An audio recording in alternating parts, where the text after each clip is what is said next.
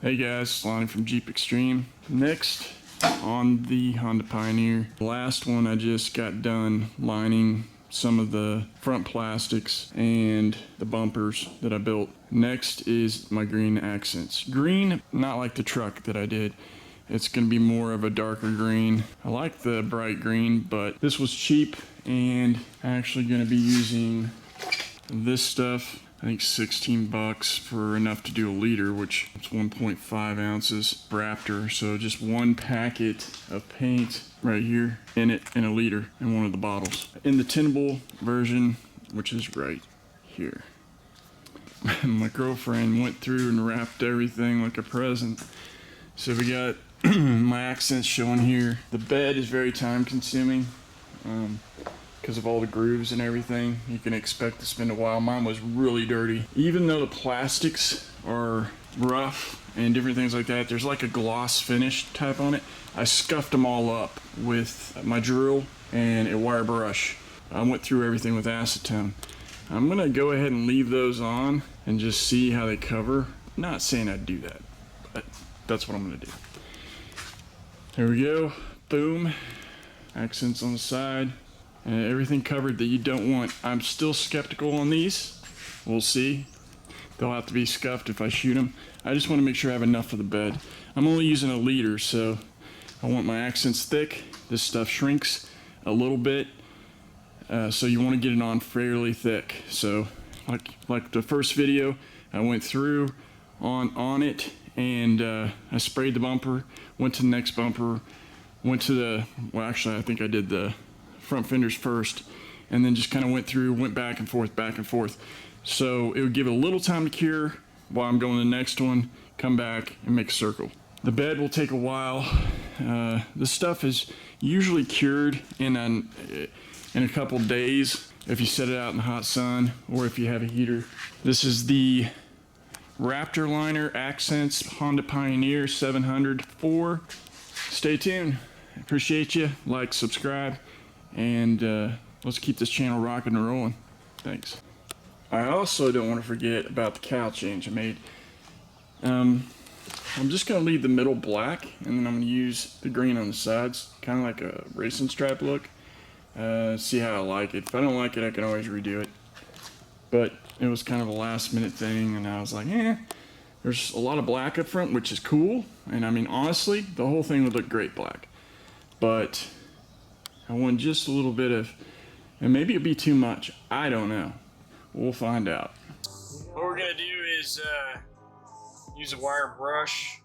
My bed was extremely dirty because I have that liner right down there that I pulled out. And I'm missing some screws, which I knew on the seat.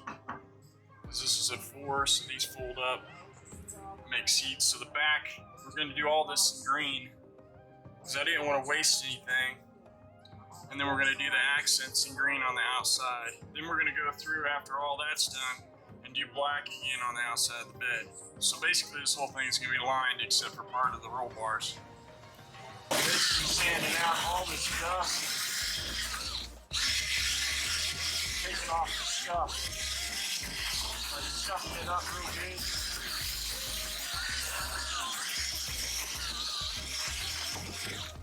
Getting these corners really good. You can grab sandpaper. Get them really good. Vacuum cleaner go along it, and then after that's done, we'll do the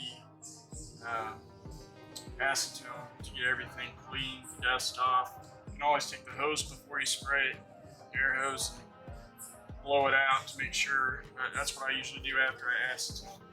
Yeah, look at the Christmas paper. Merry Christmas. Did a good job. I scuffed all this. If you notice the slick plastic scuffed it up already.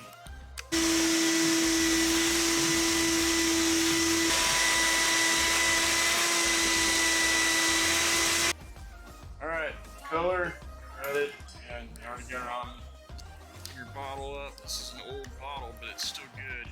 Pour your green in there. And it doesn't look like, honestly, if you wanted to do a lighter green, you could just probably utilize this in 2 bottles of this liner. You'd be amazed at how far this pigment can go. I know it's only like 1.5 ounces. I've used Monster liner in it before, pigments. You can use all kinds of stuff, imagine. This one was fairly cheap, so I went with it. It's gonna be a different green. It's like a real green, kind of like a forest green. Shake it with the. You can, but we'll do it this way. I was just What asking was it, because I 1 didn't cup? know. Yes, it's 1. Okay, well, I'm gonna do a little less, like I always do. It makes it won't not set as fast, right? Yeah, it just doesn't really. It's right there. And you're shaking. Yeah, it's gotta get shook up real well. Make sure your lid's on good. Like always, you gotta use your air compressor with the water collector. Yeah. Here's the milk barn.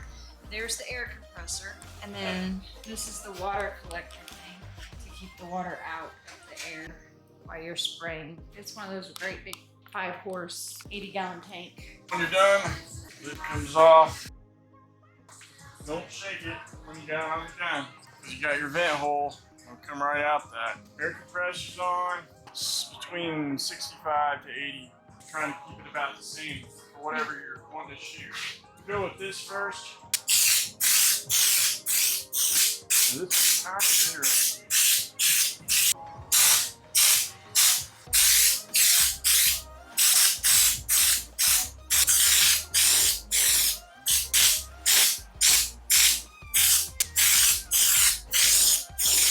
Let it sit.